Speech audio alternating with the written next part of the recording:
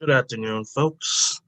So, I decided to make a new tier list video today. This is going to be the Yu-Gi-Oh! Duel Monsters show. Very classic TV show. One of my favorite animes of all time, and I just love the characters. So, I'm gonna make the tier list. I pretty much got the main characters I wanted to get in here. So, yeah, let's get started. If I'm missing a character, please forgive me. Tiers are S, A, B, C, and D. All right, so let's start with my number one. It's going to be Mr. Joey Wheeler. I don't know, I just love it. Comic relief, wins his duels by luck. It's really unique and really funny. His chemistry with the rest of the cast is just hilarious, and his skills as a duelist is really underrated. I think Kazuki Takahashi said in an interview that Joey is actually considered to be a stronger duelist than Yugi and Kaiba. Apparently, I don't know if that's true though. I guess if you think about it, he uses a luck-based deck, so if he actually uses the real deck, he would probably be OP. All right, next is gonna be Yami Yugi. No surprise. Um, really dark character. Very savage. More of the his primary protagonist of the series. Really awesome duels. Really unique, interesting backstory. He is the centerpiece of this anime, so it's not surprising that he is S tier. And finally, I think the last character in S tier is going to be Seto Kaiba. No shocker there. Everyone loves Seto Kaiba. I don't think there's anyone who doesn't. So yeah, love his iconic monsters, his duels, threatening to commit suicide against Yugi, um, beating Siegfried, beating Alistair. We'll get to these characters eventually, but just just being a guy that just doesn't give a shit, he just does what he wants while being an anti-hero and a rival at the same time. It's pretty lit. All right, so that's actually going to be it for S tier. I'm going to put Yukimoto for A, beginning of A tier. By the way, this is going in order from left to right. So Yugimoto is going to be the first person A tier, the primary protagonist of the series. Um, because dueling is such a big focus in the anime, that's why I put Yami Yugi or Tem over him because he was just more involved with the serious moments in the dueling and things like that. Although towards the end, Yugimoto definitely started getting a lot more shine and development in his character, and I really appreciate that. I'm actually gonna do some villains next for A tier because Yu-Gi-Oh has some fantastic villains. Um, Pegasus and Merrick. I'm gonna put in here. Pegasus, the most iconic villain of all Yu-Gi-Oh history, stole Yu-Gi-Oh's grandfather, introduces the Shadow Games, introduced us to the Millennium items and how they work. Um, and his premise and his goals was pretty cool. He lost his lover and he wanted to, resurrect her by using the power of Kyber Corp's holographic technology plus the Millennium items. Yeah, I think I really like his motivation. And then, unfortunately, he's one of the most tragic characters. After he loses to Yugi, Makora challenges him to to a shadow game or a dark game, and he loses, and he literally rips the Millennium Eye out of his eye socket. In the manga, he actually dies. So yeah, it's really tragic end to him. Speaking of Makora, I'm also gonna put him up here. Same reasons. He was kind of in the background for most of the series, but then he made the final last season completely about him. And yeah, I just love how he had his own motivations and he was just sort of the guy always doing things from shadows from behind the scenes. You knew throughout the story that he was just gonna be that final guy at the end, and it makes sense. So I think that's it for A tier. Who want to begin in B tier? So I'm actually gonna put Serenity. I really like her character. She's really awesome. Very innocent. Very cool. Um, her not having her having issues with blindness, kind of hits home for me because I dealt with people who had issues with their eyesight and needed surgery and things like that. So, and I was able to really relate to her. Um, the only I would the only thing I would have wished is that she became a duelist and that she was in the series more often. But I also realized that a good third of this series is filler. So and that she only appears in one arc. So I'm not surprised about that. But it is what it is. I'm gonna put Raphael next. He was definitely the main centerpiece of the Waking the Dragons arc. He defeated Yugi. Very few people have. Of course, Pegasus have and Kaiba have, but those were surrenders in a timer. Rebecca beat Yugi as well, but really cool. Definitely the main guy of the story, even more so than Darts, which we'll get into later. Who's another good character? That's girl Taya is gonna go next. Um, so ironically, I did some research on Taya. It turns out that she's the only one of the only Yu-Gi-Oh characters in the entire franchise who's had about 3 or 4 duels on screen and never lost. She actually has a perfect dueling record. She even beat mine, even though mine surrendered and let her win. But it is what it is. So yeah, cool. Um, she has a lot of cool moments. She does have some big dueling moments as well, especially in the virtual world arc, um, where she dueled the Big Five. Which, by the way, they're naturally not. I'm not including the Big Five on this list. They would be F tier anyways, so I'm not gonna include them. Um, hmm, let's go with my next.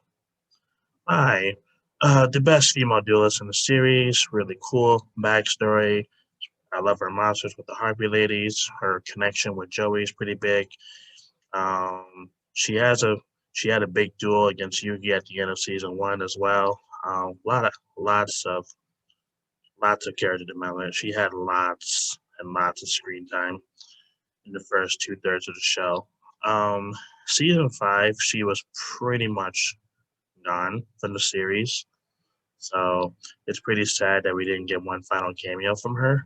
Well, she had a cameo, but like it was only through like screenshots, things like that. So, so yeah. Oh, and I guess one of the reasons why I don't have her higher on the list is that her dueling track record is not that great. She loses to Yugi, she lost to Joey, she lost to Merrick, she loses to Taya through surrendering, she loses to Raphael. She lost a lot of duels, like a lot.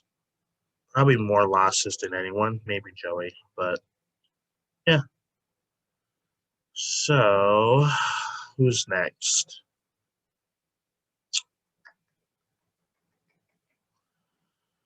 Let's go with Rebecca next. Really cool duelist. She's kind of like that innocent, um, genius girl that every character likes, sort of. Some people didn't like her, but I enjoyed her presence. Her crush, her rivalry with Taya over the love of Yugi was always pretty entertaining and funny. So it was pretty cool. I think I'll have one or two more in B tier because I'm actually struggling. Beyond. think I like Leon a lot.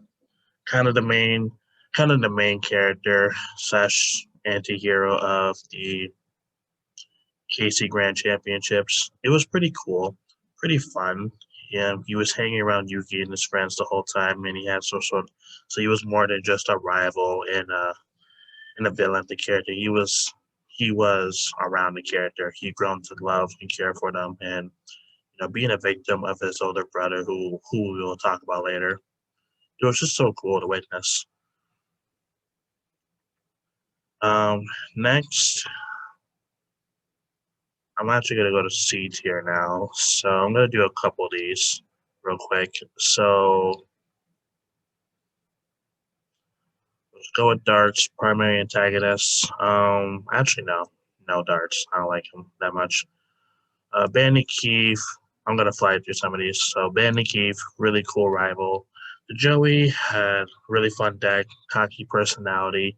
I enjoyed him. I enjoyed his character when he was on screen the whole time in Duelist Kingdom. Really cool. Weevil Underwood and Rex Raptor will always be classic characters in the original anime. People really love them. Um, Ishiju, really cool character. I like them a lot. Like her a lot. She kind of helped set the second arc of the series. She stole the Egyptian god cards. You know, she really did she really helped set the main story in motion.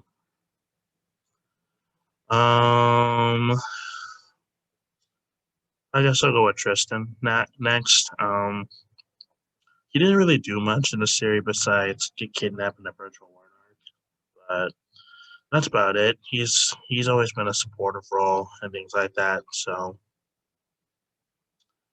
Duke Devlin, I'm actually gonna put Duke up here. I'm actually gonna put Duke up here in B tier because he does become a main character in the story going forward, but he had a whole arc dedicated to himself. It was about 4 episodes of him and Yugi having playing a Dungeon Dice Monsters game, really showing off his skills and talents. And his story in the manga is also a lot more sinister because I think his father is more involved in that plot line. So very cool character. I think I'll do one more in C tier because the rest of these characters I don't really care for too much. Hmm, I guess I'll put Noah in C tier. Really good villain. He was pretty used pretty badly, and it's unfortunate that he ended up the way he did. And yeah, I just felt bad for the kid. And despite all he wanted to do was live a normal life in the real world with his own body and things like that, and his father used him, and the way he sacrificed himself at the end was pretty cool. All right, so I'm actually gonna go to D tier at this point. So I'm gonna run through these quicker. Uh, the Paradox Brothers were fun. Arcana was a unique villain. Actually, no, Arcana before him. Really cool. His deck, the magician, the spellcaster deck match between him and Yugi was really awesome to see. One of my favorite duels in the series, for sure. Very underrated duel. And his story, how he just wanted to bring back his lover, how Merrick promised her. It really just added to the manipulation and the sinisterness of Merrick. Siegfried, pretty cool villain. I already kind of talked about him earlier. Um, Alistair, where's Valen? Alistair and Valen, kind of the same for me. Didn't really add too much to the story. Then, Bones was pretty cool. I liked his creepiness and strings. It's just, we'll get to him later. This is where I'm going to put Darts, the main antagonist of the Wake of the Dragons. he set the motions for everything. The only thing the reason why he's not higher for me though is because he did pretty much nothing when the arc started until he has his one duel and then he loses. And yeah, it was just kind of weird. I wish he would have done more in the series. Uh, I really don't care for these characters. I'm actually gonna make.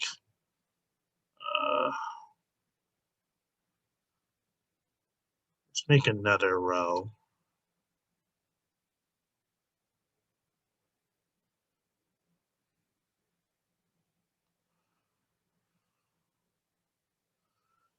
Okay. Yeah, these characters I really just don't care for. Goes Mako, I don't really care for him that much. Vivian, don't care. Loomis and Umbra, don't care. I don't know why they're on there twice.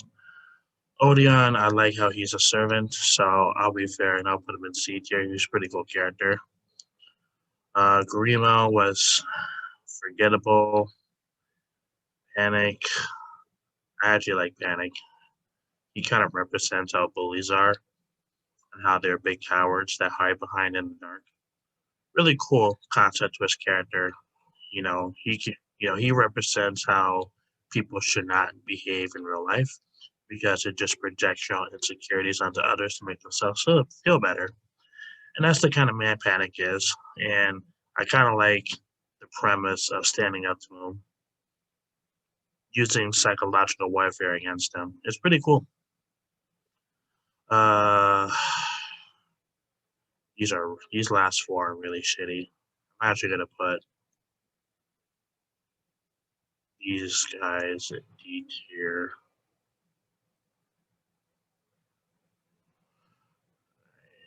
Cool. Grimo, Ghost Kaiba is just a copy of Kaiba. Gozaboro's a piece of shit. Mokuba, I really just don't like. I think he's annoying. And then Strings. He's literally a character that does not speak. So that is my Yu-Gi-Oh! Tier list. Awesome. Thank you guys for taking the time to listen to this video. I had fun making this video. Sorry that I'm so quiet today. A little bit tired when doing this. So yeah, if you like it, please like and subscribe, and I will continue in making some of these tier list videos. All right, talk to you soon.